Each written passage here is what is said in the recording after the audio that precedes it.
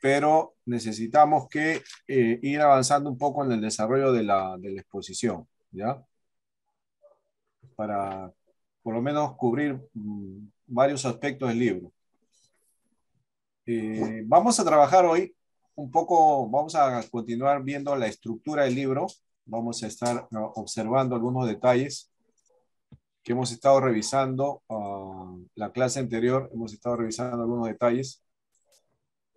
Quisiera continuar un poco más viendo la estructura del libro para tener ya un panorama, ¿no? Lo importante del estudio del Apocalipsis es que usted como alumno, como estudiante, tenga un panorama del libro, ¿no? Por lo menos tenga en la mente cómo se presenta el libro, cómo se va desarrollando el libro, para que lo pueda entender bien, ¿no?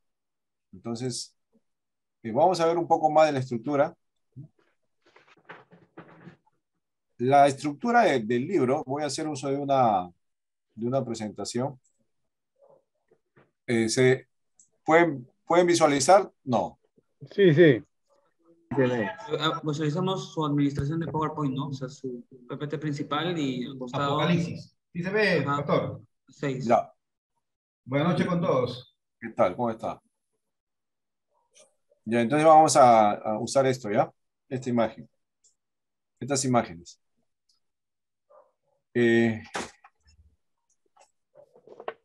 Acá hay una clave para ver la estructura del libro. Hay una clave que vamos a usar. ¿Cómo se va a distribuir el libro, ¿no? El libro se va a distribuir en base a un versículo que está en el capítulo 1. Vamos a ver ese versículo, ¿ya? Apocalipsis capítulo 1. Vamos al libro de Apocalipsis.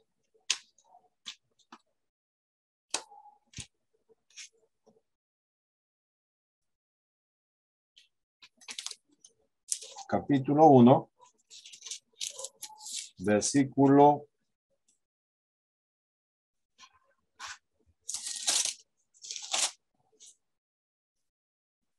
19. ¿Ya?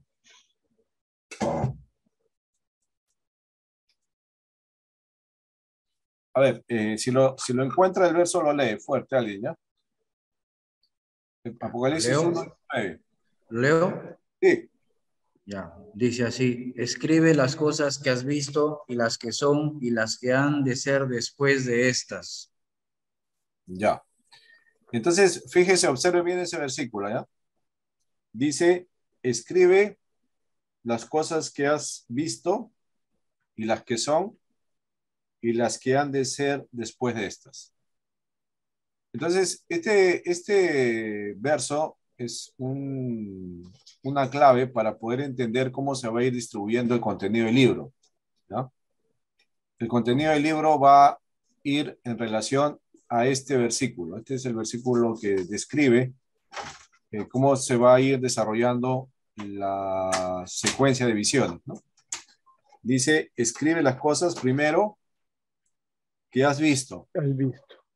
¿no? Primera parte del libro, las cosas que has visto. Segunda parte, las que son. Y tercera parte, las que han de ser después de estas. Entonces, con claridad podemos observar que el libro va a estar distribuido en tres partes. Las cosas que has visto, las que son y las que sucederán después de esto. Entonces hay tres momentos del libro, ¿ya? Para que lo puedan entender la estructura. Tres momentos del libro, ¿no? Algo que Juan vio, algo que Juan vio, algo que va a estar en ese momento observando y luego lo que va a ocurrir después, ¿no?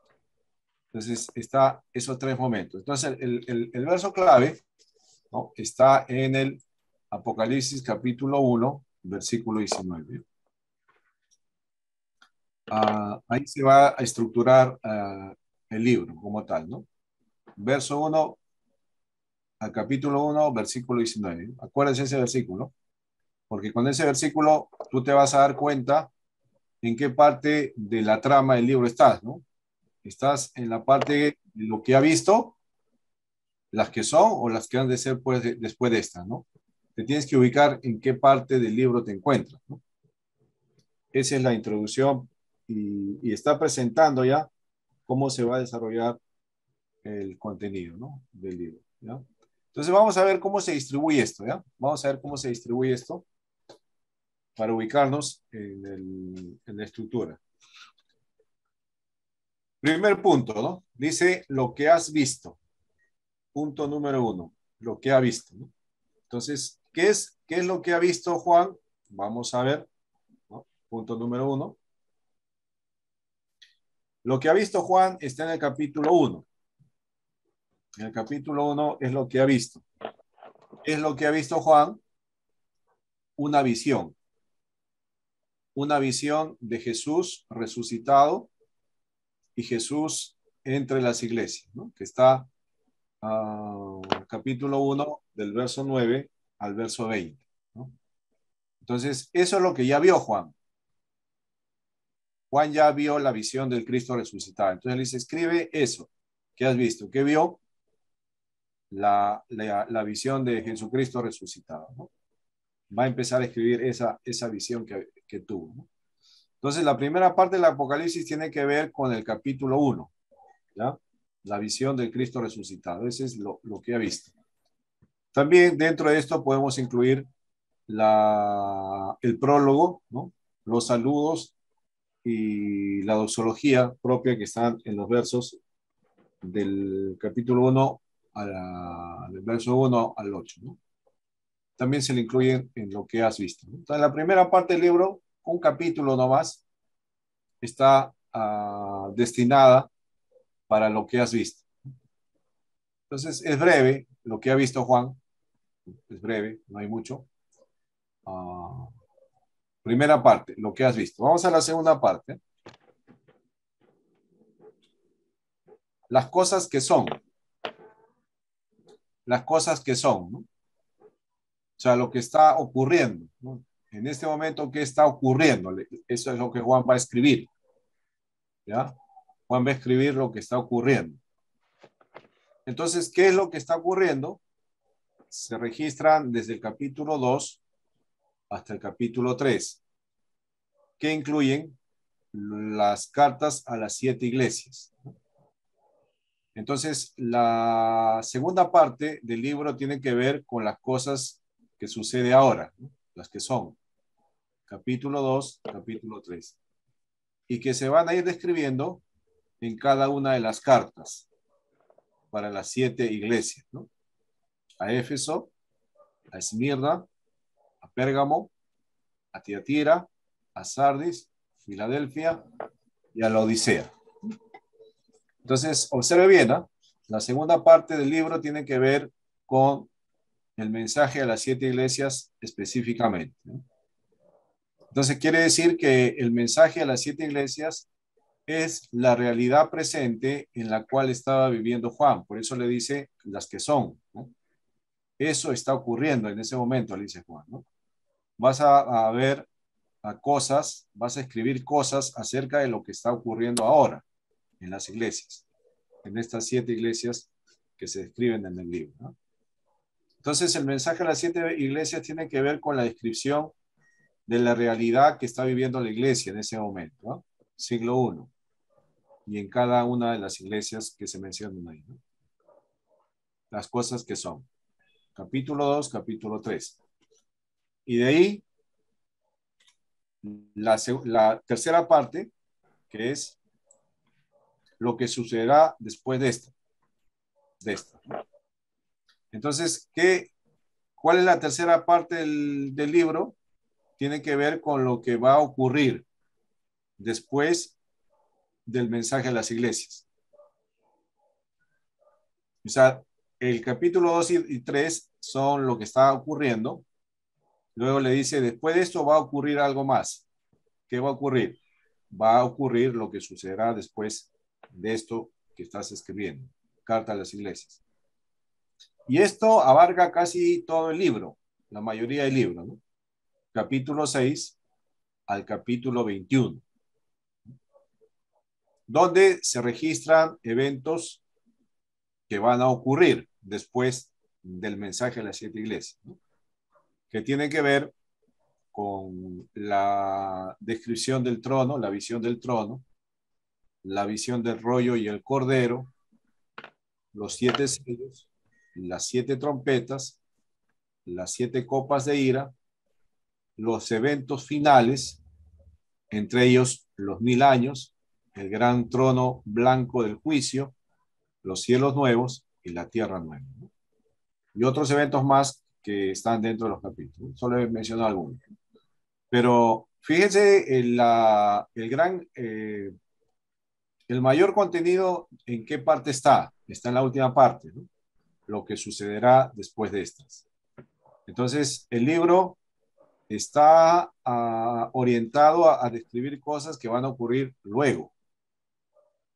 Por lo menos en el tiempo de Juan, ¿no? Estas cosas que se mencionan acá, ¿no? En el tiempo de Juan, todavía no habían ocurrido cuando él está escribiendo la carta, ¿no? Cuando él está escribiendo el Apocalipsis, no ha ocurrido todavía esto, ¿no? Porque él está en el momento de las cosas que son. Él está viviendo las cosas que son en el mensaje a las 7 iglesias, ¿no? Luego va a ocurrir esta cosa, ¿no? Entonces, el grupo mayor de información de la carta, del contenido de la carta, está en esta tercera parte, la que sucederá después de estas, ¿no? O después, ¿no? Capítulo 6 al 21. Y la carta finaliza con el capítulo 22, con la despedida, ¿no? Tanto de la despedida de Juan como la despedida de Jesucristo mismo, ¿no? A Juan, ¿no? Entonces, de esa manera podemos bosquejar la estructura de la carta, del libro, ¿no? Del Apocalipsis, ¿ya? Acuérdense, ¿ya? 3 momentos, un capítulo, las cosas que ha visto, 2 capítulos, las cosas que son, y luego el resto de capítulos con las cosas que sucederán después de esto, ¿no? 6 al 21, ¿no? Ahora, dentro de esta estructura del libro, ¿no? Que ya le he mostrado en estas 3 partes, hay algo que observar, ¿ya? Hay algo que observar.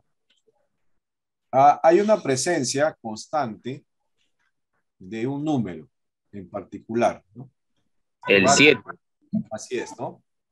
Un número que va a acompañar permanentemente la trama del libro de Apocalipsis, ¿no? Es el número 7.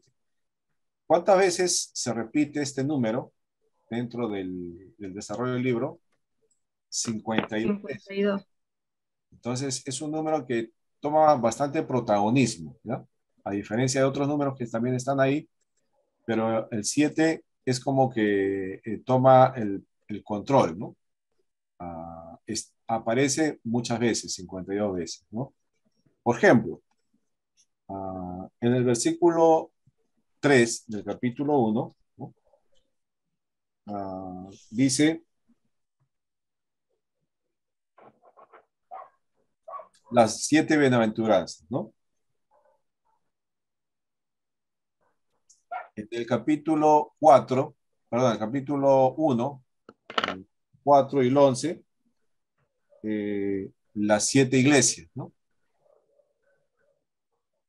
El verso 4, los 7 espíritus. También están los 7 candelabros de oro, ¿no? Hay 7 estrellas en la primera visión, ¿no? Luego en el rollo hay 7 sellos. Luego, también en la descripción, 7 cuernos y 7 ojos, ¿no? 7 trompetas, 7 truenos, 7 señales, ¿no? Que van a ir pasando también. 7 copas de ira, 7 colinas donde se sienta la mujer, 7 reyes, 7 coronas, 7 plagas, y así sucesivamente, ¿no? O sea, la frecuencia del número 7 se va a ver en bastantes partes del libro, ¿no? Sí. Entonces, la pregunta sería, ¿por qué? ¿Por qué es que el número 7 toma mayor protagonismo, ¿no?, que otros números? ¿Qué tiene que ver el número 7 acá? Entonces, esto pertenece al estudio de los números dentro de la hermenéutica bíblica, específicamente en el género apocalíptico, ¿no? En el género apocalíptico, recuerde que el Apocalipsis está dentro del género apocalíptico, literatura propia, bíblica, ¿no?, que no solamente aparece en el Nuevo Testamento, sino también aparece en el Antiguo Testamento, ¿no? Entonces, la numerología dentro de la apocalíptica es muy común, la numerología, ¿no? No es extraño ver números en las visiones. Pero específicamente este número 7 en el Apocalipsis representa simbólicamente la plenitud, ¿no? Representa la totalidad, la universalidad de los eventos, de las cosas, ¿no? Por eso cuando él menciona que hay 7 iglesias, ¿no?, escribe el mensaje a 7 iglesias, no es que solamente habían 7, ¿no? En toda el Asia Menor no solo habían 7, ¿no? Había más iglesias, ¿no? Y no eran las únicas iglesias que había, ¿no? Habían en otras regiones también estaban las iglesias, ¿no? En el lado de Palestina también. Ya el evangelio había llegado a España, ¿no? En Europa también. Entonces, ¿cómo se llama? ¿Por qué se mencionan 7, ¿no? ¿Por qué no escribió a todas las iglesias en particular, ¿no? Porque dentro del contexto, ¿no?, apocalíptico, el 7 siempre tiene que ver con lo universal, ¿no? Entonces, al mencionar 7 iglesias, se está hablando de la totalidad del universo de iglesias, ¿no? Se menciona ahí, ¿no? Ahora, si usted lo ve así también, el rollo con los 7 sellos, ¿no? Porque hay 7 sellos, porque es el número que abarca la totalidad, ¿no? Es el número de lo universal de Dios, ¿no? Entonces, este 7 vamos a observarlo, ¿ya? Cada vez que nos encontremos con el número 7, vamos a tener bastante atención, ¿ya? ¿En qué contexto se está dando y por qué, ¿no? Vamos a ver ahora la primera visión de Juan para observar este número 7, ¿ya?, que es muy importante. Vamos a ver la primera visión del apóstol Juan, que está en el capítulo 1, versículos 9.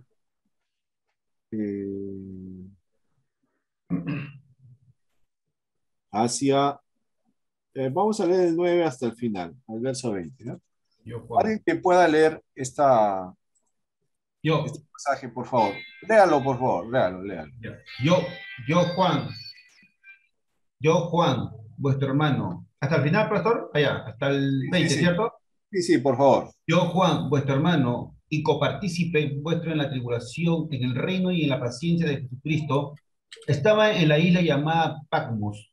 Por causa de la palabra de Dios y el testimonio de Jesucristo, yo estaba en el Espíritu en el día del Señor y oí detrás de mí una gran voz de trompeta que decía: yo soy el Alfa y el Omega, el principio y el último. Escribe en un libro lo que ves. Y envió a las 7 iglesias que están en Asia, en Éfeso, Esmirna, Pergamo, Teatira, Sardis, Filadelfia y la Odisea. Y me volví para ver la voz que hablaba conmigo, y vuelto vi 7 candeleros de oro, y en medio de los 7 candeleros a uno semejante al Hijo del Hombre, vestido de una ropa que llegaba hasta los pies, y ceñido por el pecho con un cinto de oro. Su cabeza y sus cabellos eran blancos como la blanca lana, como nieve, sus ojos como llama de fuegos, y sus pies semejante al bronce bruñido, repulgente como en un horno, y su voz como estruendo de muchas aguas. Tenían en su diestra 7 estrellas, de su boca salía una espada aguda de 2 filos, y su rostro era como el sol cuando resplandece en su fuerza. Cuando le vi, caí como muerto a sus pies, y él puso su diestra sobre mí y diciéndome, no temas, yo soy el primero y el último, el que vivo y estuve muerto. Hay aquí que vivo por los siglos de los siglos. Amén. Y tengo las llaves de la muerte y del Hades. Escribe las cosas que has visto y a las que son, y las que ha de ser después de estas. El ministerio de las 7 estrellas que han visto en mi diestra de los 7 candeleros de oro. Las 7 estrellas son ángeles de las 7 iglesias, y los 7 candeleros que has visto son las 7 iglesias. Amén. Ya, muy bien, gracias. Observe bien ahora, bueno, supongo que los demás han estado siguiendo la lectura, ¿no? También. No solo están escuchando, sino están siguiendo la lectura. Ahora, observe bien esta visión y fíjese el número 7 en qué momento se representa, ¿no? Para describir a Cristo resucitado. Observe bien, observe si es posible ahí en su Biblia, marque cuando aparecen 7 tal. Las 7 estrellas, los 7 sellos. Primeros candeleros. Iglesias, candeleros, estrellas.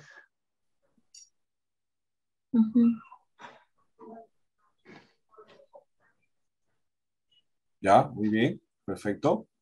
Ahora, Ahora, 13 veces aparece en el capítulo 1. 13 veces, ¿no? La mayor cantidad de veces aparece solo en esta parte, ¿ya? Y hay un porqué, ¿ya? Hay un porqué importante para que usted pueda observar. Primero, Jesús está en medio ¿de qué está Jesús? ¿En medio rodeado de qué?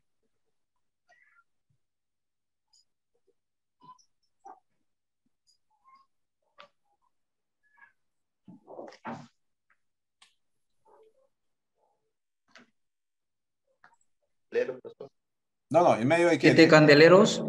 Ya, de 7 candeleros. Solo mire, observe nomás el texto. Está rodeado de 7 candeleros, ya.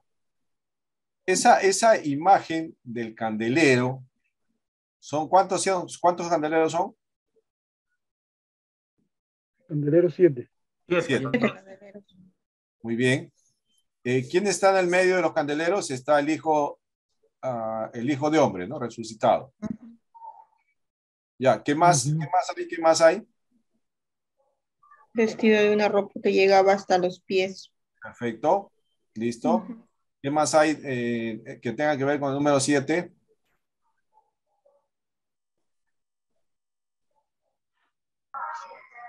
Siete estrellas. 7 estrellas. Perfecto. Muy bien. O sea, hay el Hijo del Hombre. Voy a poner la imagen, ¿ya? Para verlo juntos acá. Voy a poner una O imagen. sea, Jesús estaba rodeado de iglesias, ¿no? Ya, obsérvelo bien, obsérvelo ahí. Ya estamos observando. Voy a poner una imagen acá para... Los candeleros son las iglesias. Son como el fondo. Ya tengo una imagen.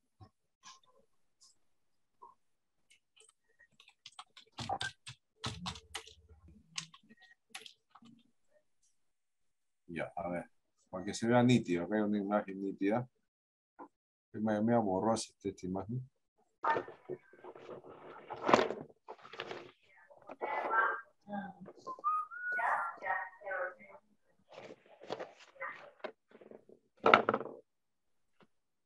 Dice que las 7 estrellas son los ángeles de las 7 iglesias. Ya, perfecto. Ya le está dando el significado, ¿no? Ya. Este candelero representa la iglesia. Las 7 iglesias.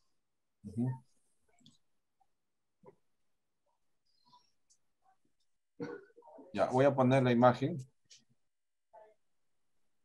para verlo juntos, ¿ya?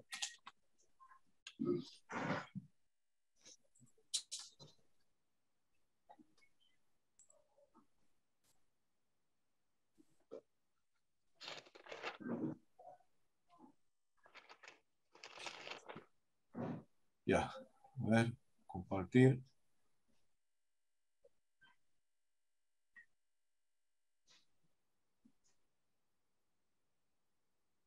Pastor, Dígame, un ratito. Sí, dígame, dime. acá, bueno, acá el 20 dice el misterio de las 7 estrellas que has visto en mi diestra, dice acá, y de los 7 candeleros de oro, dice, y los 7 candeleros, o sea, las 7 estrellas son los ángeles de las 7, o sea, estamos hablando 7 estrellas, 7 ángeles, iglesia, pero también dice 7 candeleros que has visto también son de las 7 iglesias. O sea, ¿estamos sumando 7, 7, 14 o son los mismos ángeles? No, fíjate, observa bien. Porque mira, los 7 estrellas son los ángeles acá. Entonces, de las 7 iglesias, o sea, de las 7 estrellas son los ángeles de las 7 iglesias. Ahora, Claro. los 7 calenderos que has visto son las 7 iglesias. O sea, está hablando de 7 candeleros y 7 estrellas. Pero acá dice que son de los ángeles. Ahora, ¿qué has visto? Son de las 7 iglesias. Claro. Son 7. 7, ¿no? Acá 7 vamos a, nomás. 7 ángeles. no Claro, sé si 7 está ángeles. la imagen. No sé, Ujú. no ¿Ya? sé. Ahí Sí. está Son la imagen. 7 candeleros que pertenecen a 7 iglesias. Acá hay 7 candelados. Los 7 candeleros. Ya, hay 7 de oro, ¿no? Ya. Ujú. Dice que estos candeleros, 7 ángeles, está bien.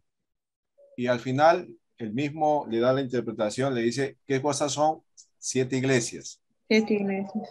¿ya? Y luego le dice que tiene en su mano 7 estrellas, Ujú. 7 estrellas, y cada estrella es el ángel de cada iglesia. Son los ángeles de las 7 iglesias, ¿no? Entonces, Ujú. fíjate la idea, ¿no? Y en el medio está Cristo resucitado y Juan está viendo la visión, ¿no? Ajá. Ahí está, dice, con cabellera de blancos como lana, como nieve, con ojos de llamas de fuego.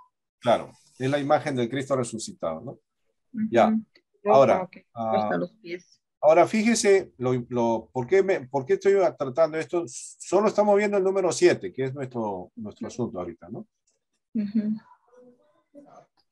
7, ya vimos que significa lo 7 universal, candeleros. lo universal, ¿no? Ujú. Es la plenitud, el todo. Entonces, es la perfección también, ¿ya? Lo Claro, completo.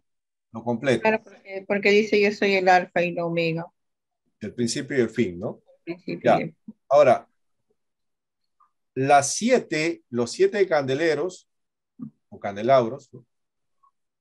Simbolizan las iglesias, claro. pero ya dije que no son todas las iglesias, ¿no? O sea, no eran las 7 únicas, había mucho más. Pero Representa. estas Solamente 7, Eran de la Iglesia Universal. Ujú. sí, estas 7 está simbolizando la totalidad de iglesias, ujú. en todo tiempo, no solamente en el tiempo de Juan, sino ahora también, ¿no? Sí, para todos los tiempos. Para todos los tiempos, esta imagen es vigente. No fue para el tiempo de Juan, pero lo es para nosotros también. Bien. Entonces, ¿quién está en medio de las iglesias? Cristo. Listo. El Hijo del Hombre. Cristo está en el medio de las iglesias. La figura, el 7 es el total, pero Cristo está en el medio, ¿ya? ¿Y qué cosa Claro. tiene en su mano? 7. 7 estrellas que ya mencionamos, Ujú.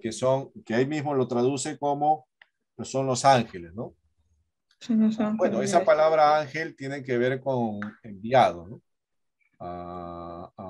Uno que habla, un vocero también es, ¿no? Ujú. Es uno que lleva el mensaje de Dios, ¿no?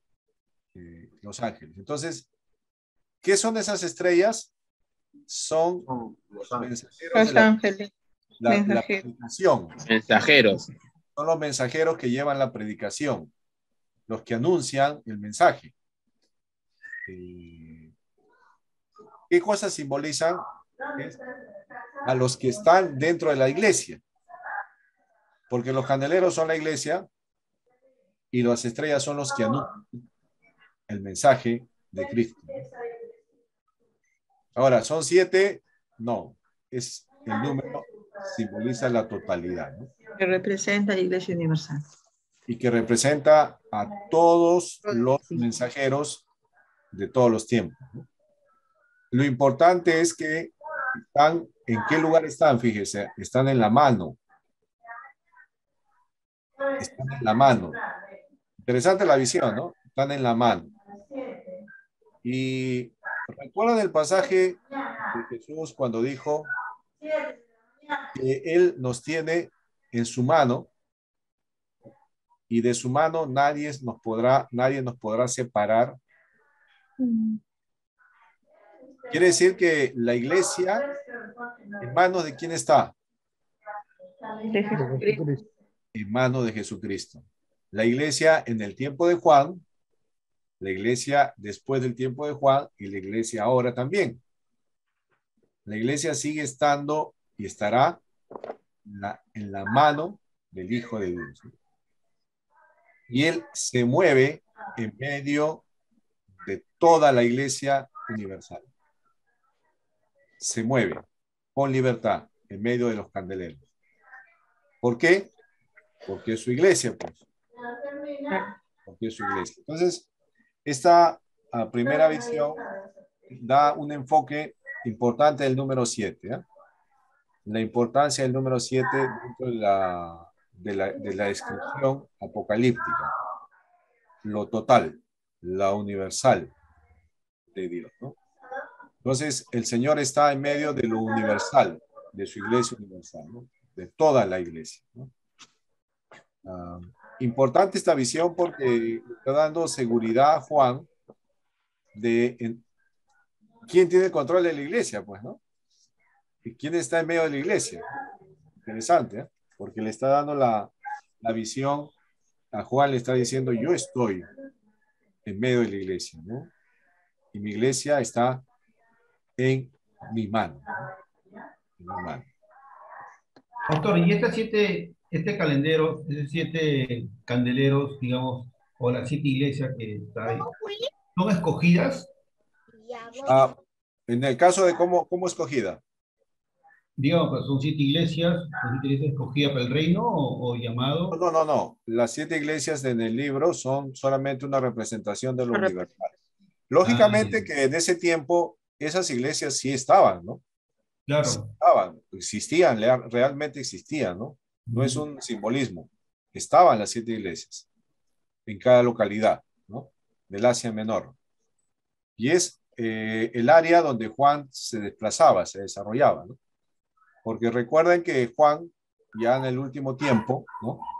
Según la tradición cristiana, ¿no? Él murió en Éfeso, a una edad avanzada, ¿no? Él después del martirio ahí en Patmos, él salió, ¿no? Y pasó sus últimos días pastoreando en la ciudad de Éfeso, ¿no?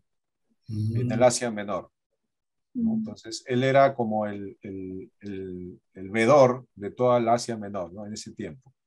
Por eso es que se direcciona a las iglesias del Asia Menor, ¿no? Que estaban en esa localidad, ¿no? No muy distante una de otra, ¿no?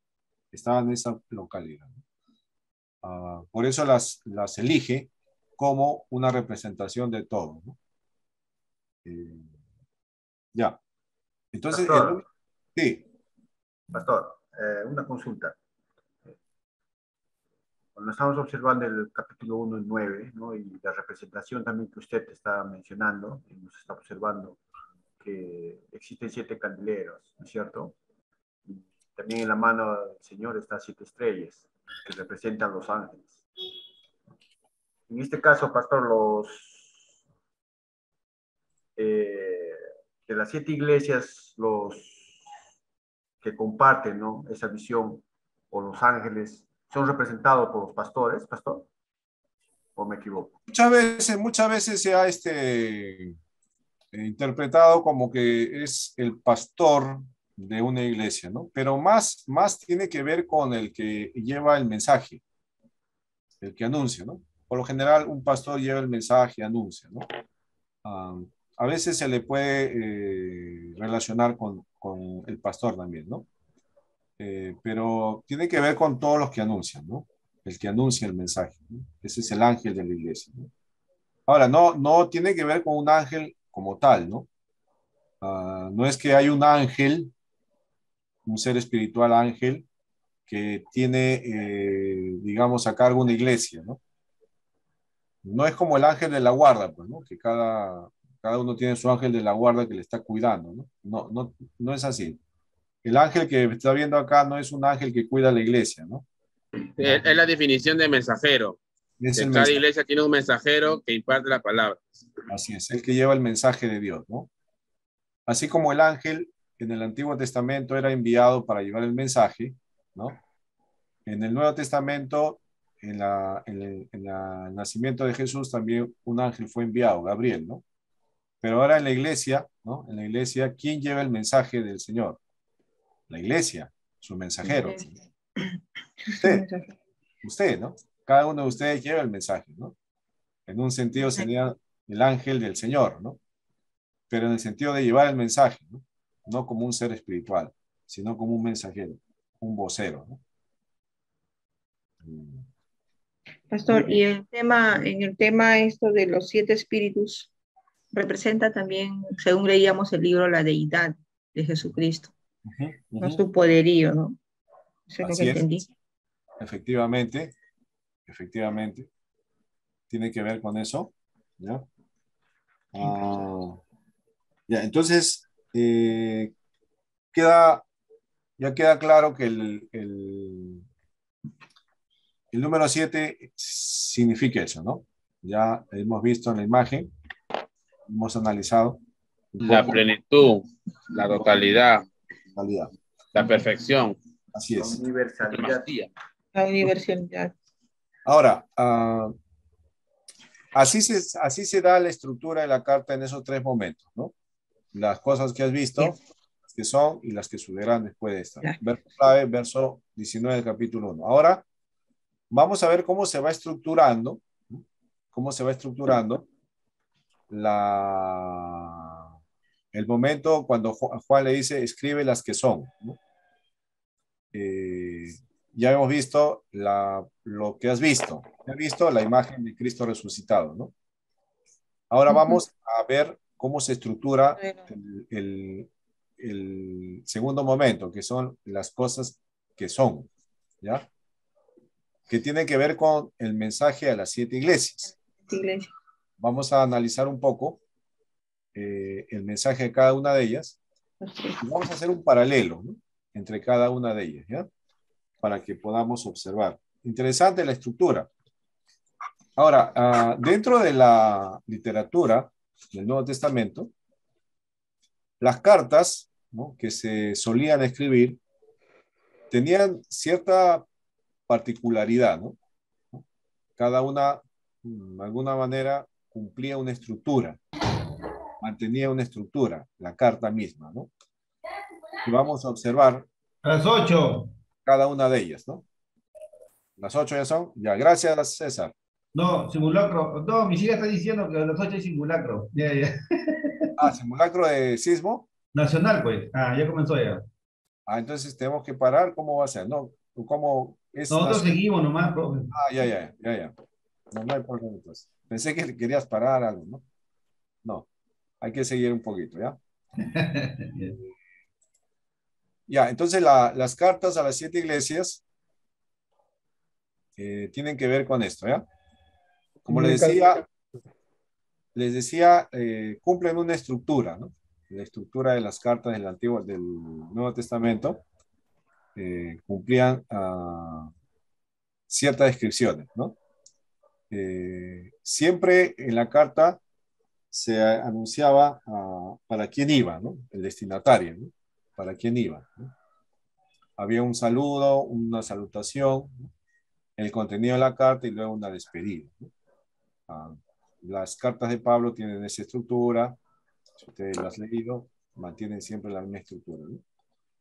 Entonces vamos a ver, voy a presentar acá un material para poder observarlo juntos, ¿ya? De las cartas del de las 7 iglesias, ¿no? El momento de las que son, lo que está pasando en ese momento, qué estaba pasando en la iglesia. Vamos a analizar con ustedes, ¿eh? Voy a presentar.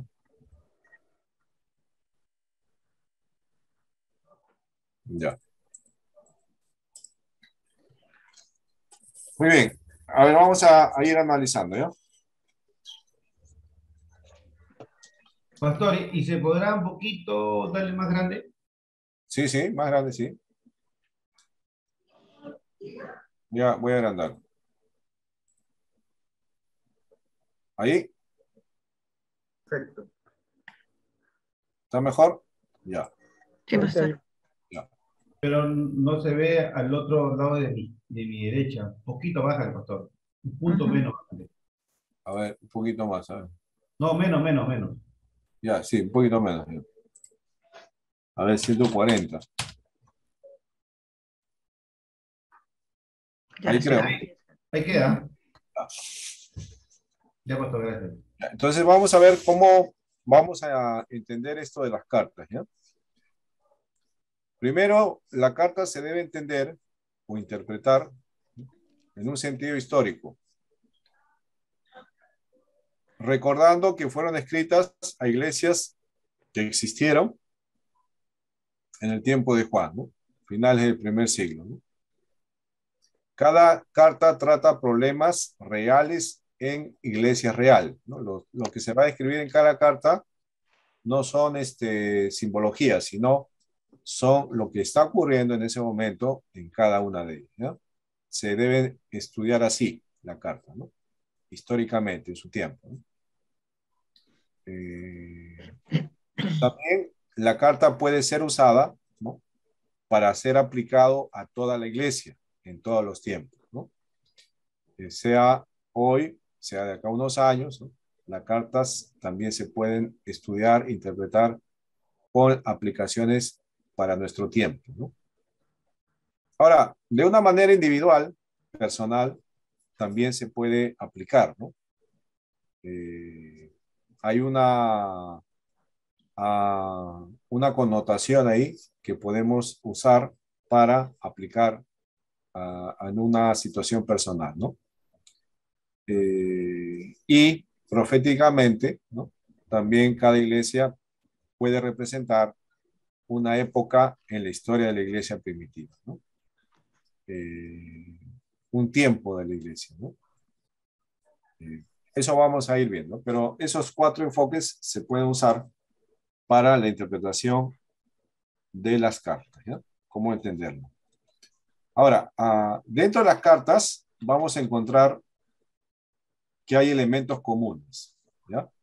Vamos a ver los elementos comunes que vamos a encontrar en la carta. Primero, la letra A dice, vamos a encontrar en cada una de las cartas una descripción de Cristo, ¿no? Que es el autor de la carta. Ahora, hermano César leyó la visión del Hijo de Dios, ¿no? Resucitado, la primera visión. En la carta, una parte de esa visión de cómo se está presentando a Cristo resucitado se va a incluir, ¿ya? Por ejemplo, vamos a la primera iglesia, vamos al libro de Apocalipsis, la primera iglesia, vamos a ver qué descripción hace, ¿ya? Para ver si la semejanza que hay entre las cartas, ¿ya? Vamos a ver la primera iglesia. A ver, capítulo 2. A ver, ¿cuál es la hermana Aide? ¿Cuál es la primera iglesia? ¿Ya? ¿Qué descripción hace de Cristo? A ver, fíjese el verso 1. Dice, escribe al ángel de la iglesia en Éfeso, el que tiene las 7 estrellas en su diestra, el que anda en medio de las 7 candeleros de oro. Dice esto. Ya. Ya. Ya, fíjese que esa descripción ya Juan la vio en la primera visión, ¿no? Ya vio que Jesús estaba, o el Cristo estaba con 7 estrellas en su mano, y estaban dando en los 7 candelabros, ¿no? Candeleros. Entonces, cada iglesia va a tomar una parte de la descripción que Juan hizo en la primera visión. En la segunda iglesia, por ejemplo, Esmirna, ¿qué dice? Dice también, y escribe al ángel de la iglesia de Esmirna, el primero y el postrero, el que estuvo muerto y vivirá, dice esto. Yo conozco tus obras. No, solamente el 2, el 8, ¿no? Uh-huh. Porque la primera parte de la carta, estamos viendo que hay una descripción de Cristo. Uh-huh. En Éfeso dice el que anda en medio del candelero y el que tiene las 7 estrellas. Esmirna dice el primero y el postrero, el que estuvo muerto y vivió, dice esto, ¿no? Uh-huh. Por ejemplo, en Pérgamo, ¿qué dice en Pérgamo? Otro hermano que pueda leer. El que tiene la espada aguda de 2 filos. El que tiene la espada aguda de 2 filos, ¿no? Otra descripción de la visión que vio Juan. Tiatira. El Hijo de Dios, el que tiene ojos como llama de fuego y pies semejantes a bronce bruñido. ¿Ya? Ahora vamos a Sardis. Escribe al ángel de la iglesia en Sardis, el que tiene los 7 espíritus de Dios y a las 7 estrellas, dice esto: yo conozco tus obras, que tienes nombre de que vives y estás muerto.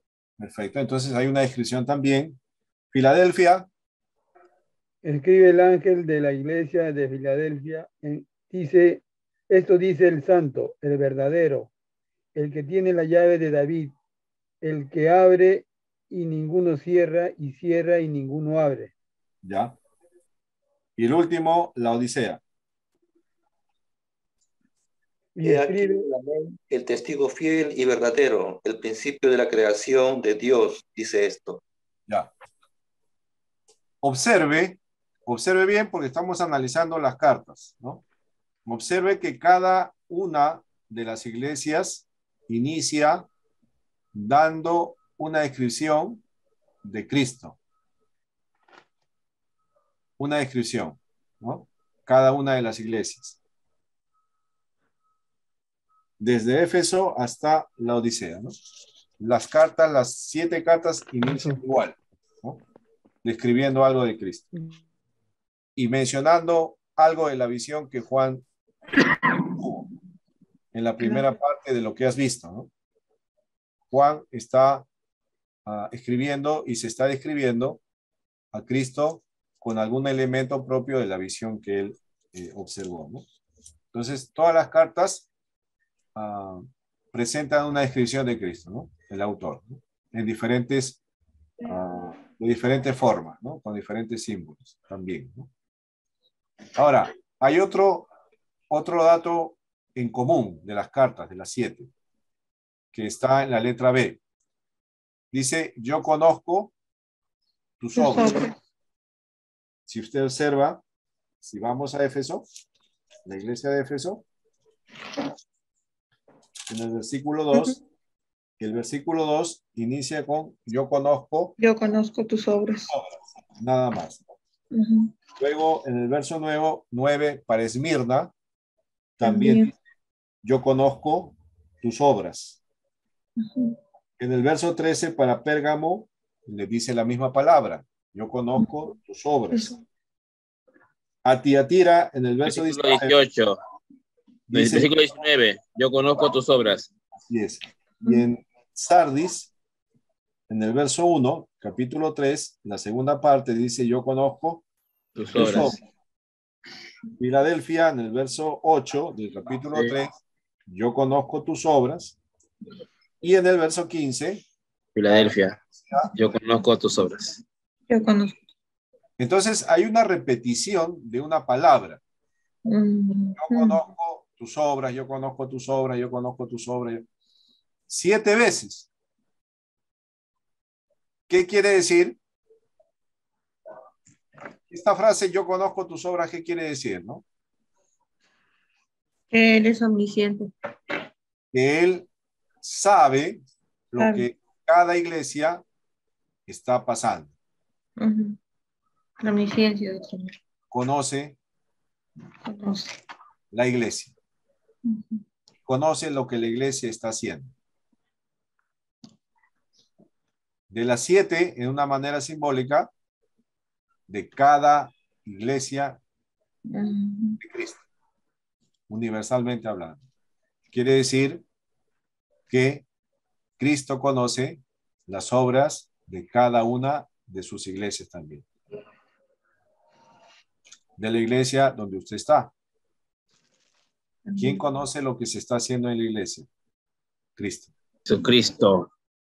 Sea en público o en privado, todo lo que se está haciendo, hay alguien que conoce Cristo. ¿Por qué? Porque Él está en medio de la iglesia, moviéndose en medio de los candeleros. Él conoce lo que ocurre en cada iglesia, ¿no? Y lo interesante es cómo se presenta, ¿no? Con una descripción de lo que Él es, el Cristo, el Hijo de Dios, poderoso, resucitado, glorificado. Y luego le dice, yo conozco, no soy ajeno a lo que está ocurriendo. Yo soy el Señor de la iglesia y conozco lo que ustedes están pasando. Entonces, hay una descripción de Cristo y la segunda parte tiene que ver con yo conozco tus obras, ¿no? El Señor es quien está atento de su iglesia. Ahora, la C, ¿no? Hay un encomio, una alabanza, ¿no? Con una excepción en el caso de la Odisea. Hay una alabanza que hace el Señor a cada una de estas iglesias. Fíjese en Éfeso, cómo se dirige a Éfeso. El versículo 2. Dice, yo conozco tus obras y tu arduo trabajo y paciencia, y que no puedes soportar a los malos, y has probado a los que se dicen ser apóstoles y no lo son, y los has hallado mentirosos. Y has sufrido y has tenido paciencia y has trabajado arduamente por amor de mi nombre y no has desmayado. Esa es una alabanza, un encomio, una palabra de rescatar lo que esa iglesia está haciendo, Éfeso, ¿no? Está sobresaliendo el trabajo de esa iglesia, ¿no? Ustedes han hecho esto, y está bien, ¿no? Un halago a la iglesia en Éfeso. Ahora, su vida Esmirna, ¿qué dice?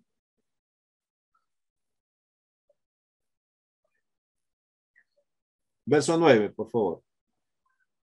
Yo conozco tus obras y tu tribulación y tu pobreza, pero tú eres rico, y la blasfemia de los que se dicen ser judíos y no lo son, sino sinagoga de Satanás. Ya, ahí hay otro encomio. En Pérgamo, ¿qué le dice a Pérgamo? Verso 3. Yo conozco tus obras y dónde moras, donde está el trono de Satanás, pero retienes mi nombre y no has negado mi fe, ni aun en los días en que Antipas, mi testigo fiel, fue muerto entre vosotros, donde mora Satanás. No ha negado su fe, ¿no? No ha negado su fe. A Tiatira, ¿qué le dice? Yo conozco tus obras. 9. Yo conozco tus obras y amor y fe y servicio y tu paciencia, y que tus obras postreras son más que las primeras. Ya. Conoce que tienen paciencia, fe, servicio, ¿no? Tiatira. En Sardis también hay un encomio. Verso 2.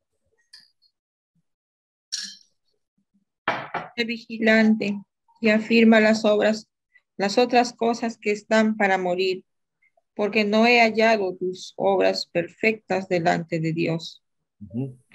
En Filadelfia. Yo conozco tus obras, he aquí, he puesto delante de ti una puerta abierta, la cual nadie puede cerrar, porque aunque tienes poca fuerza, has guardado mi palabra y no has negado mi fe. Ya, ¿no? Y bueno, la Odisea no hay una palabra de encomio, ¿no? Directa viene una reprensión, ¿no? Ya, la letra D, entonces la letra C nos habla que hay un encomio, una alabanza, resalta algo de la iglesia que se está esforzando, ¿no? En hacer algo, en su trabajo, en su fe, en su paciencia, en su servicio, ¿no? Luego de la alabanza, del elogio, viene la reprensión, ¿no? La reprensión. En el caso de Esmirna y Filadelfia, no hay, ¿no? Pero en las demás sí hay una reprensión, ¿no? Por ejemplo, en Éfeso, ¿cuál es la reprensión que le da a la iglesia luego de que le da una alabanza? Solo una le dice que has dejado tu primer amor. Has dejado tu primer amor, ¿no? Por tanto, recuerda de dónde has caído y arrepiéntete, ¿no? Y haz las primeras obras, ¿no? Ya. Luego, Pérgamo, perdón. En Pérgamo y Tiatira le dice, pero a las dos le dice, pero tengo unas pocas cosas contra ti, ¿no? Lo que Esmirna no le dice. Ya, a Pérgamo le dice que tienes ahí a los que retienen la doctrina de Balaam, que enseñan a Balac a poner tropiezo, ¿no? Y a Tiatira también le dice, ¿no? Que tienes... En el caso de Pérgamo, pastor, podría ser a las costumbres del mundo que a veces la iglesia o nosotros todavía seguimos practicando en algunos casos. Podría ser una aplicación, ¿no? Una aplicación ya para la iglesia de ahora, ¿no? Pero ahí está la reprensión, ¿no? Perdón, acéptala, el hermano José Luis. Dice que lo han votado. ¿Sí? ¿A quién? Hermano José Luis. A ver. ¿Qué ha pasado con José Luis? A ver, vamos a ver. A ver, no. Así ya está ahí. ¿Cuál tiene uno? Ya lo aceptaron otra vez. Ya, está bien.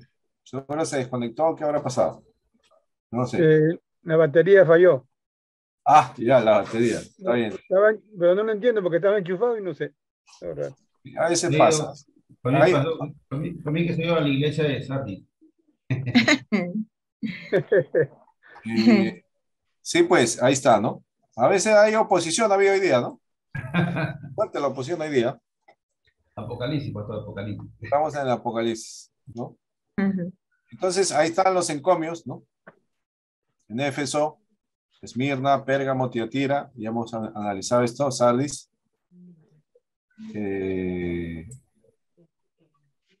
Filadelfia también, ¿no? Hay una reprensión en cada una de ellas, ¿no? En Éfeso dejó su primer amor, dejó de hacer las primeras obras, ¿no? En Pérgamo tolera la ruina que conducía a la conducta pecaminosa, ¿no? Mezclarse con el mundo, la idolatría y apostasía, la de los nicolaitas también, ¿no? Libertinaje y antinomianismo, dominación, derrote. Tiatira tiraba la doctrina falsa enseñada por una mujer.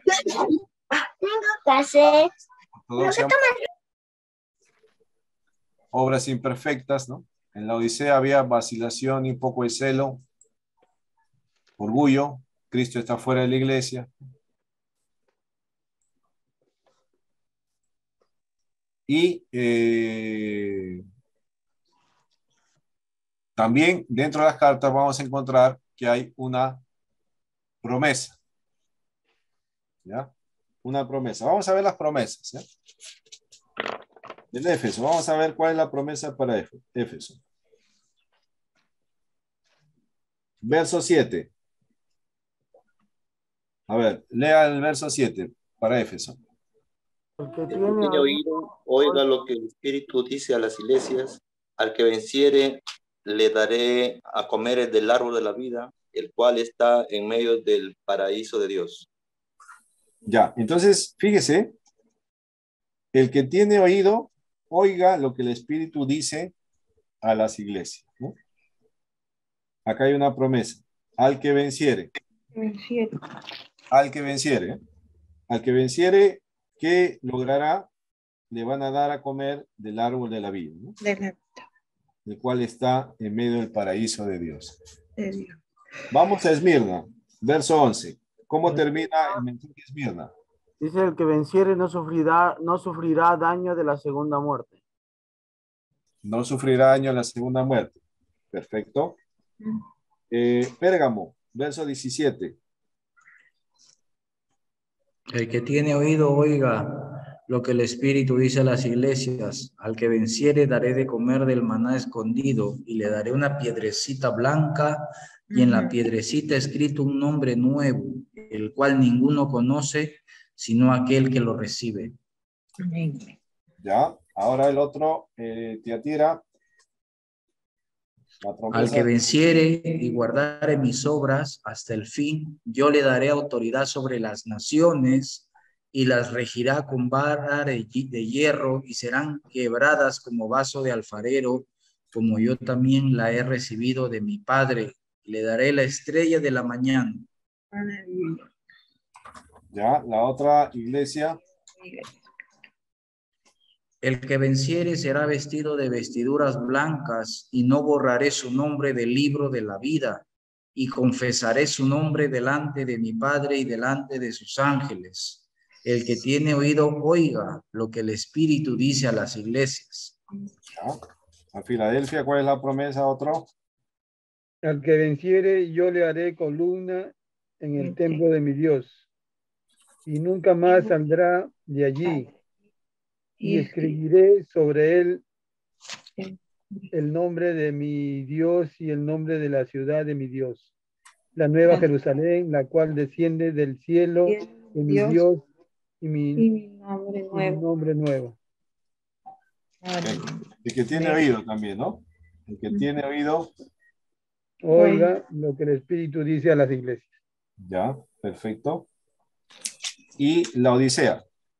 Al que venciere, le daré que se siente conmigo en mi trono. Así como yo he vencido y he sentado con mi Padre en su trono, el que tiene oído, oiga lo que el Espíritu dice a las iglesias. Ya. Entonces, cada una tiene una promesa, ¿no? A ver, ¿cuál es la promesa? El que venciere. Vida eterna. El que venciere. Lógico. Tiene que ver con la vida eterna. Tiene que ver con la vida eterna porque cada una de esas descripciones están relacionadas con la vida eterna. ¿Cuál es la promesa del Señor para la iglesia? Ustedes tendrán vida eterna. Vida eterna. Pero ¿cómo alcanzan esa promesa? Al que venciere. Venciendo, al que venciere, ¿no? Venciendo. Al que venciere. ¿Y cómo se vence en el libro de Apocalipsis? Perseverando, guardando. ¿Cómo logran vencer para alcanzar esa promesa? Teniendo oído. El que tiene oído para oír, oiga, ¿no? Pero dice al que venciere. En el libro de Apocalipsis, ¿cómo se vence? ¿Se acuerda que estuvimos viendo la primera clase de esto? Al ofrendar su vida. Ajá, ¿no? ¿Cómo ganan la victoria en el Apocalipsis? Con su vida. O sea, ¿cómo venzo? Con mi vida. No escatimando mi vida, sino entregándola hasta la muerte. Por eso el Señor dice, sé fiel hasta la muerte. ¿No? Yo te daré la corona de la vida. Sé fiel hasta la muerte, ¿no? Entonces, la carta tiene con la estructura es similar, se ha dado cuenta, ¿no? Una descripción de Cristo, la palabra yo conozco tus obras, que se presentan en todas las cartas, un elogio, un halago, una reprensión también de lo que está ocurriendo en cada una de ellas, una exhortación y termina con una promesa. Y una frase bastante usada por Jesús en su ministerio, ¿no? El que tiene oído, oiga lo que el Espíritu dice. Oiga. ¿No? Entonces, cada una de estas cartas tiene la misma estructura, ¿no? y el mismo mensaje al final, la misma promesa, ¿no? Presentada de distinta manera, pero es la misma promesa. O sea, no son distintas las promesas. O sea, no es que Éfeso tiene una promesa distinta que la tiene la Odisea o la tiene Pérgamo o la iglesia de Tiatira, ¿no? Es la misma promesa para las 7 iglesias, es lo mismo, solo con diferente descripción. Pero la finalidad es alcanzar o tener la vida eterna, ¿no? Que el Señor nos va a dar a la iglesia, ¿no? La vida eterna es la promesa dentro de las cartas del Apocalipsis. Y pregunto, ¿esa promesa es vigente para nosotros hoy? Amén. Sí, amén. Ya, es vigente, ¿no? Si bien es cierto, estoy aplicando ya, ¿no? Si bien es cierto, no estamos en un tiempo de persecución, ¿no? Por ejemplo, en gracia de Dios, ¿están persiguiendo a la iglesia, hermana? No, No hay persecución, ¿no? Ustedes con libertad pueden abrir el domingo las puertas, nadie se las cierra, no están matando en la puerta de la iglesia a personas, ¿no? ¿En Ventanilla hay persecución, hermano José Mejía? No, pastor. No hay persecución, ¿no? En general no hay, pues en todo Lima no hay, en todo el Perú no hay persecución a la iglesia, ¿no? Alexis, sí, sufre persecución. ¿En dónde? Alexis. Alexis estaba en persecuciones, ¿no? Persecución, las filisteas lo persiguen. Ya, bueno, otro tipo de persecución será, pero no es la persecución de Juan en las cartas, ¿no? Entonces, ¿nosotros cómo vamos a vencer? Si aplicamos la carta para ahora, para nuestro tiempo, ¿no? Ya hemos encontrado en el libro de Apocalipsis que el Señor dice al que venciere, ¿no? El que no esconde su vida, ¿no? Sino el que también está dispuesto hasta dar su vida por causa del Evangelio, ¿no? Ese es el vencedor. Hoy, ¿quién sería el vencedor? El que vence la prueba. Ya, el que vence la prueba podría ser un vencedor. ¿Quién más podría ser un vencedor hoy? Nosotros. Nosotros, sí, pero ¿de qué manera vencemos? Guardándonos en las tentaciones, pues, resistiendo al diablo. Con nuestra vida. Con nuestra vida. También, resistiendo al diablo, soportando la prueba, ¿no? Siendo perseverantes, ¿no? Etcétera, etcétera, ¿no? Compartiendo su palabra hasta el fin. No negando a Cristo, pues, ¿no? No avergonzándonos de Cristo, sino al contrario, mostrando a Cristo, ¿no? Como mensajeros de él, ¿no? Entonces, las 7 iglesias van en esa dirección, ¿no? El mensaje a las 7 iglesias. Al que venciere, es una expresión para animar a continuar y perseverar en la fidelidad al Señor, ¿no? Pastor, Sí. pero estamos hablando, digamos, cómo entrar en la santidad, cómo estar en santidad con Dios. O sea, si hablamos de que venciere, tenemos que nosotros mismos dejar todos los obstáculos del mundo. O sea, si yo puedo vencer y estoy ahí cuchicheando, o cómo puedo vencer si estoy ahí participando en murmuraciones, cómo puedo vencer si estoy por ahí, digamos, muchas cosas. O sea, le digo, ¿no? Eso pasa en las iglesias. Entonces, como a Dios delicadez, estamos, digamos, con este pasaje bíblico que nos enseña, pastor, cómo podemos vencer a todas estas tentaciones, ¿no? Si va a haber tantas pruebas, digamos, ¿no? Como hijos de Dios, como cristianos, debemos, digamos, someternos bien a la palabra de Dios y llegar como Pablo, ¿no? Pablo venció a través de todo y estuvo tentado todavía en el camino, ¿no? Sí, pues, sí. Tienen que ver eso, ¿sí? Ya, ahora, dentro de las descripciones de las 7 cartas, ¿no? Hay diferentes citas que se hacen alusión al Antiguo Testamento. Recuerda que yo le dije que en la primera clase que el Apocalipsis se debe entender a la luz también de lo que menciona el Antiguo Testamento, ¿no?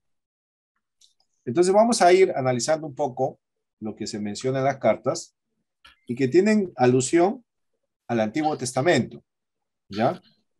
Por ejemplo, en la primera iglesia, que es Éfeso,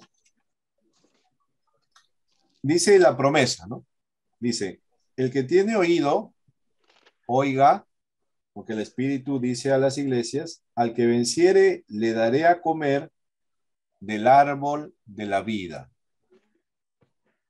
el cual está en medio del paraíso de Dios. Entonces, inmediatamente, usted ya, como conocedor de la Escritura, inmediatamente relaciona esta promesa con un evento propio del Antiguo Testamento, que lo vamos a encontrar en el libro del Génesis, ¿no? El libro del Génesis nos va a dar información sobre la alusión que hace Jesús a la promesa que va a obtener el que venciere. Vamos al Génesis, capítulo 2, versículo 9.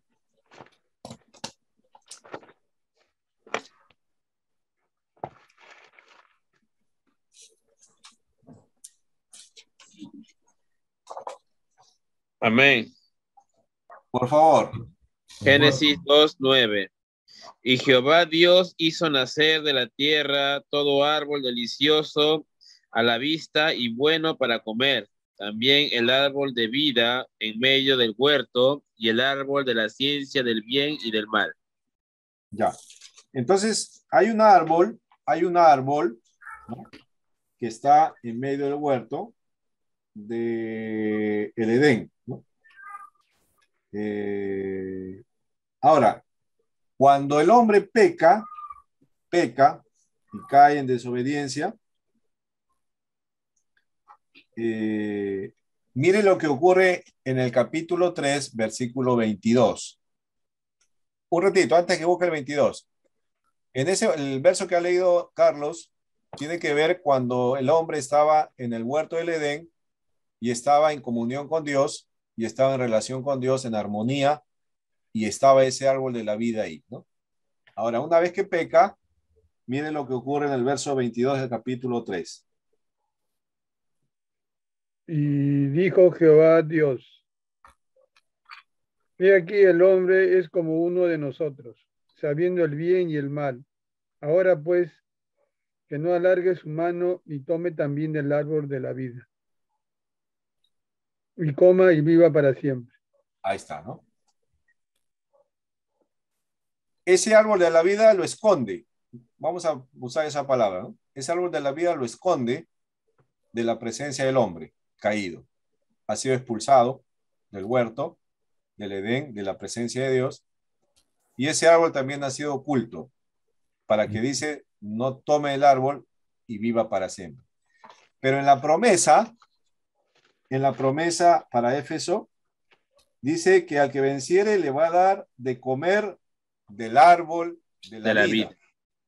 ¿Qué árbol de la vida se está refiriendo? A ese árbol que aparece en el Antiguo Testamento y que fue separado, ocultado del hombre caído, del hombre que salió de la comunión con Dios, ¿no? Entonces, ese árbol vuelve a aparecer en el libro de Apocalipsis, ¿no? El árbol de la vida. Y como dijimos, tiene que ver con la vida eterna, ¿no? Entonces, hay una alusión en el Antiguo Testamento del libro de Génesis a esta promesa, ¿no? Entonces, Juan está citando, o el Señor le está diciendo a Juan que escriba la cita, ¿no?, indirectamente del Antiguo Testamento. Es una figura, no era una figura nueva. Eso quiero decir, ¿no? Jesús no está usando una figura nueva para Juan. El árbol de la vida no recién aparece ahí. El árbol de la vida ya está presente desde el Génesis, ¿no? Entonces está haciendo alusión al Antiguo Testamento, ¿no? Acuérdense de eso siempre, ¿eh? El Antiguo Testamento tiene que dar luz para poder interpretar algunos eventos del Apocalipsis. Vamos a ver otro, ¿eh? ¿Puedo hacer una consulta? Sí. ¿Por qué entonces si el 9 dice que el Señor hizo nacer tierra de todo árbol delicioso a la vista, bueno para comer? Pero también dice el árbol de la vida en medio del huerto, hizo la ciencia y bien y el mal. Ajá. Y hizo cosas buenas el Señor. ¿Por qué hizo creó el árbol? O sea, él hizo el árbol de la ciencia y el mal también, entonces, ¿no? Claro. ¿Es para qué? ¿Para probar al hombre? No, no. Mira. ¿Sabes cuál es la perfección de la creación de Dios en el hombre? La perfección de la creación tiene que ver con la libertad del hombre. Porque si el hombre solamente se manejaría en base a instrucciones, sin poder decidir ni elegir, seríamos como robots que nos manejamos por comandos, ¿no? Hace esto, hace esto, hace esto, hace el otro. Sin libertad, sin conciencia, sin decisión. Entonces, justamente Dios creó al hombre con esa capacidad de decidir, de elegir, ¿no?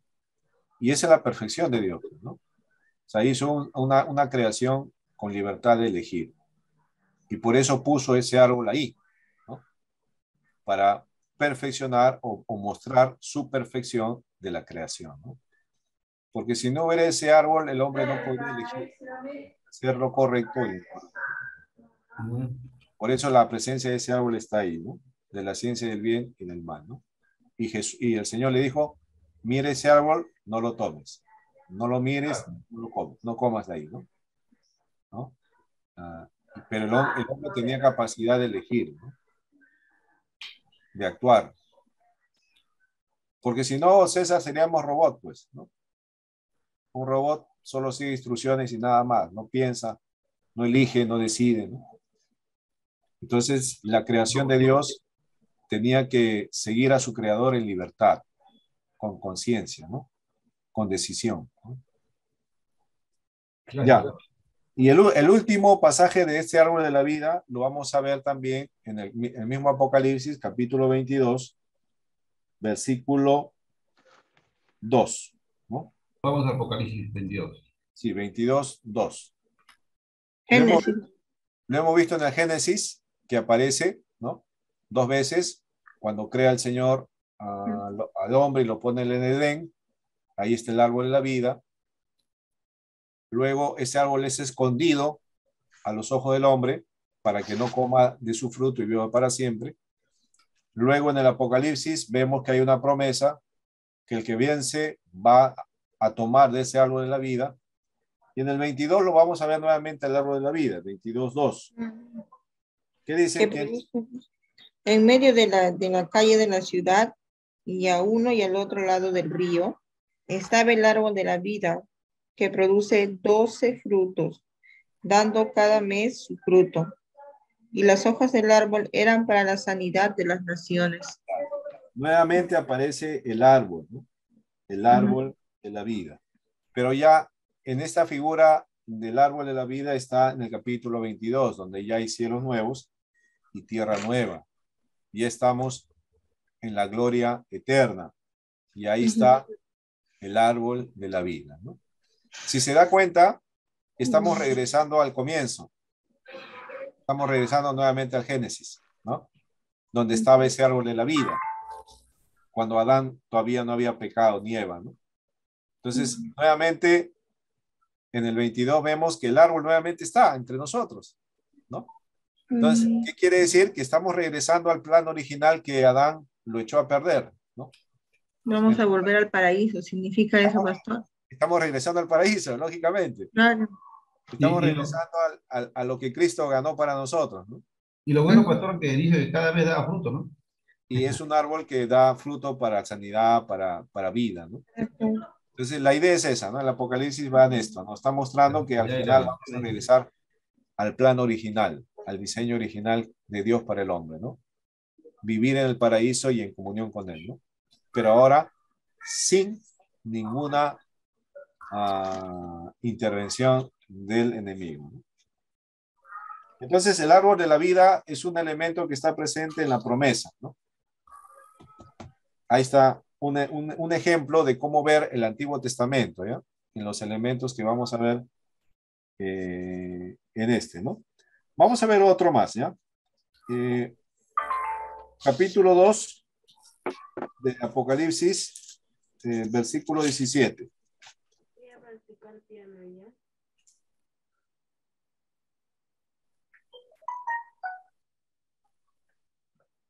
¿Qué libro, pastor?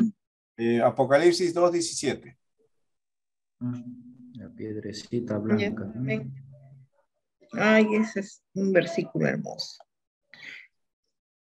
Dice, el que tiene oído, oiga lo que el Espíritu dice a las iglesias. Al que venciere, daré a comer del maná escondido. Ya. Y le daré una piedra. ¿Qué cosa le va a dar al que venciere? El maná. Le va a dar de comer el maná escondido. Entonces, uy, chispas, ¿a qué se referirá este maná escondido? El pan celestial. A ver, ¿dónde traigo más luz? ¿Dónde traigo luz? Moisés, el Éxodo. Al Antiguo Testamento. Claro. Voy al Antiguo Testamento, al Éxodo. Vamos a ver al Éxodo, capítulo 16. ¿Qué información nos da el Éxodo? Capítulo 16, versículo 15. A ver, ¿qué nos da 16:15? Éxodo, ¿no? Y viéndolo, los hijos de Israel se dijeron unos a otros, ¿qué es esto?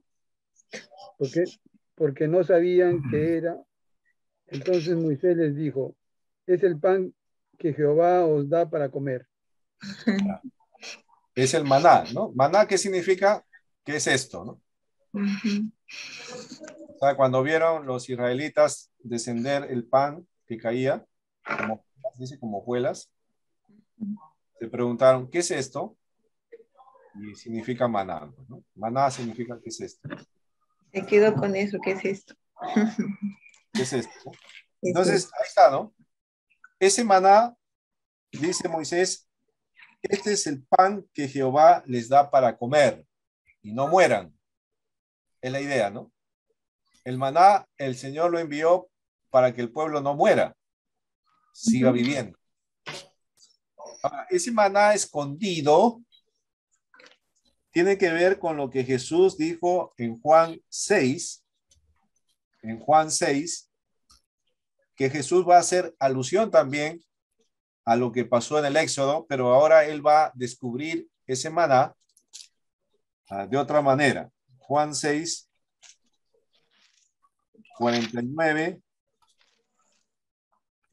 y 50. Vuestros padres comieron el maná en el desierto y murieron.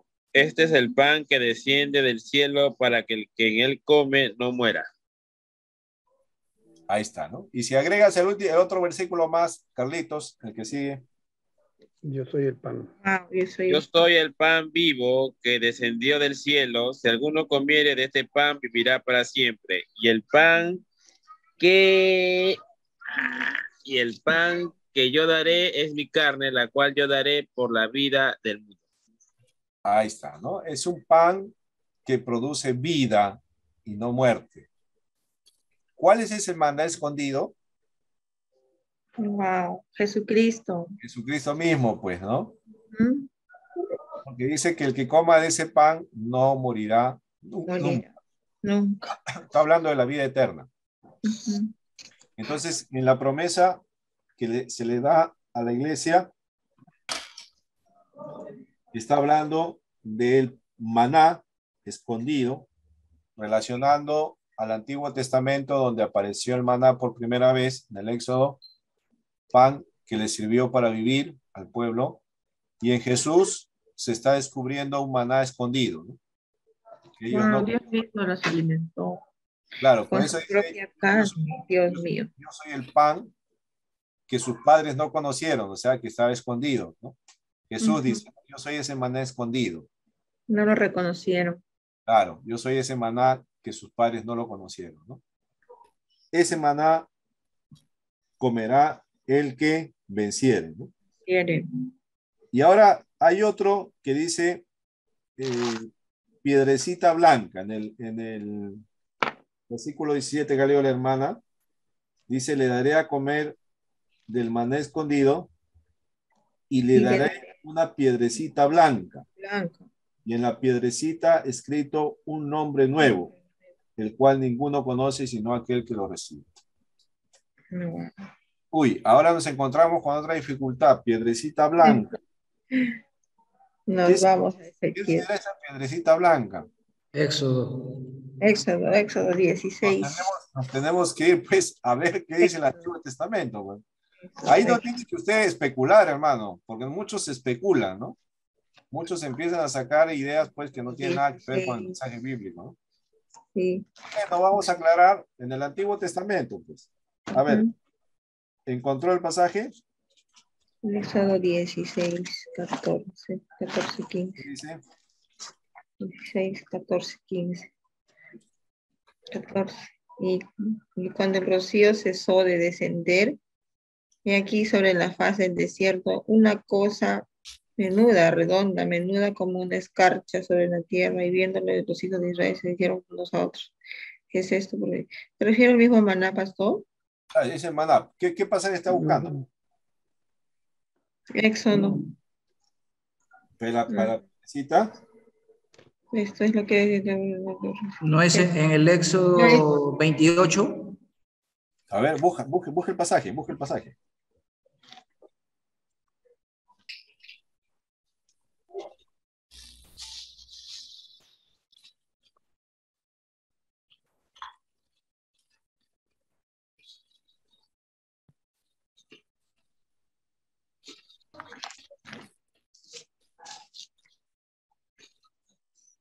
Bueno, en el Éxodo 28 habla sobre los nombres sobre los nombres en piedra, ¿no? Pero no sé si sea sobre los sacerdotes. Claro, la piedra del efod en el sumo sacerdote. La piedra del efod. Sí, específicamente, ¿no? Las piedras en el efod. De obra de Gabadón en piedra, como grabaduras de sello, para grabar las dos piedras con los nombres de los hijos de Israel. Les darás alrededor engastes de oro, y pondrás las dos piedras sobre las lumbreras del efod, hombreras del efod, para piedras memoriales a los hijos de Israel, y Aarón llevará los nombres de ellos delante de Jehová sobre sus dos hombros por memorial. Así es. Efectivamente, ¿no? Tiene que ver con los nombres que tenían el sumo sacerdote en el efod, ¿no? De los hijos de Israel, del pueblo de Dios, ¿no? Pero ahora, al hacernos sumos sacerdotes del reino, entonces también tendremos nuestra piedrecita. Qué maravilla. Tendremos una piedrecita, pues, ¿no? Porque ya el sacerdocio se ha hecho un sacerdocio universal, pues, ¿no? Ya no es el sacerdote arónico, ¿no? De Aarón. No lo encontré. ¿Dónde estaba eso en Éxodo? No lo encontré. 28 desde el 11, hermano. Nada, desde el 10. Dice el... Éxodo 28, 10. Ya. Ajá, desde el 9 todavía hasta el 12. Sí, las piedras del efod. Sí. Muy bien. Entonces, ahí hay un poco más de luz, ¿no? Para poder entender este pasaje, ¿no? Bueno, y ahí está.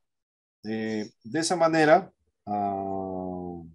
podemos ir entendiendo las alusiones que se pueden encontrar al Antiguo Testamento. Y así vamos a encontrar otras, ¿no?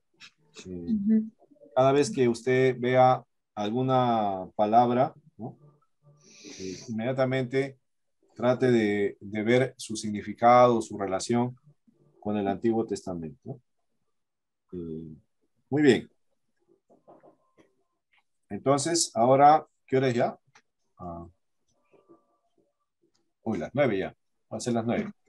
Entonces vamos a descansar un rato y luego retornando vemos la estructura ya de las que serán después de esta, ¿no? La estructura de eso. Muy bien, descansamos unos minutitos y luego regresamos. No se vaya.